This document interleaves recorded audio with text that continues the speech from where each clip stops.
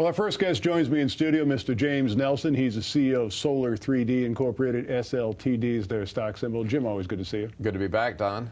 By the way, iPhone for me so far. iPhone for you so far? We'll see about how it goes.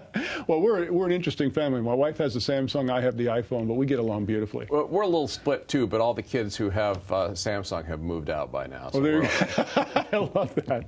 You know, you're in the solar business, and of course, in the darkest days of solar last year, when it was getting all kinds of bad PR, you actually spoke to Congress. You testified before Congress about a focus on solar, obtaining funding for solar, but we don't hear much about that anymore.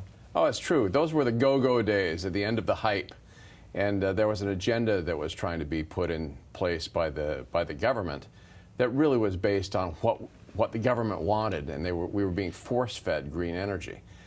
What they didn't understand at the time was that it really was all about economics that was going to make this thing roll out. But there was one bright spot in the government, in the administration, and that was Steve Chu. Steve Chu was the Energy Secretary, and he put out the Sunshot Initiative. And his whole idea was, we need more innovation. And the only way we're going to stay competitive in the world is with great innovation in America. There are going to be other places that are going to be better at manufacturing, and there might be other places in the short term that'll be better at installing these things. But in the long run, America will stay ahead of the curve by being great at innovation, and that's what's going on right now. Well, I think people have to realize that not every company is going to succeed. It kind of reminds me of the internet age, 16, 17 years ago. There was a consolidation at some point where some of the companies made it, a lot of companies didn't. Now, there appears to be here in 2013 a major resurgence in not only image, but in the talk about solar. Do you have any perspective on that? Yeah. There's a lot of money being put into the solar business again. You know, there was a period of time where everybody was really discouraged with all the business failures and lots of loss.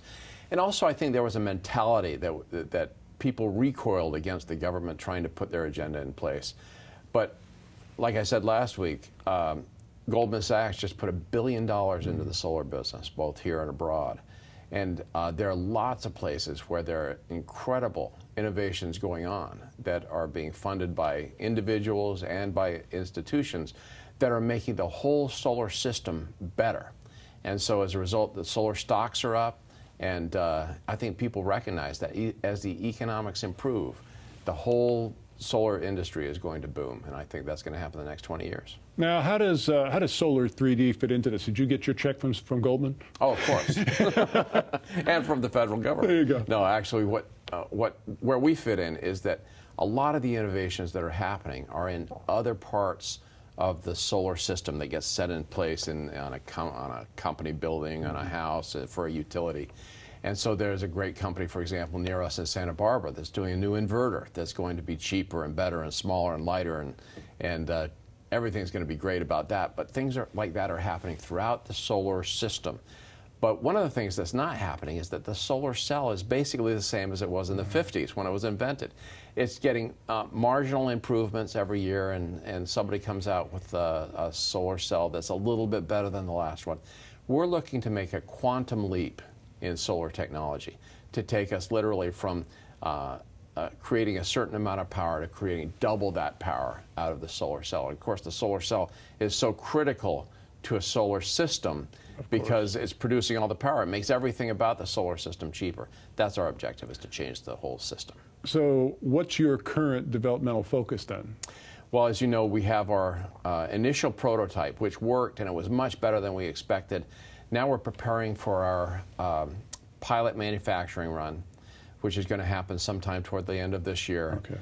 And what we're doing now is refining the next prototypes. We're making the silicon thinner, and we're experimenting with the depths of the three-dimensional structure that traps the light, so that we can become more efficient, so that we can collect more light during the different times of day, and as a result, being cheaper to manufacture. So those are our focuses right now, and it's going real well. In fact, tomorrow I've got a meeting with my tech team to go after go over our most recent prototype.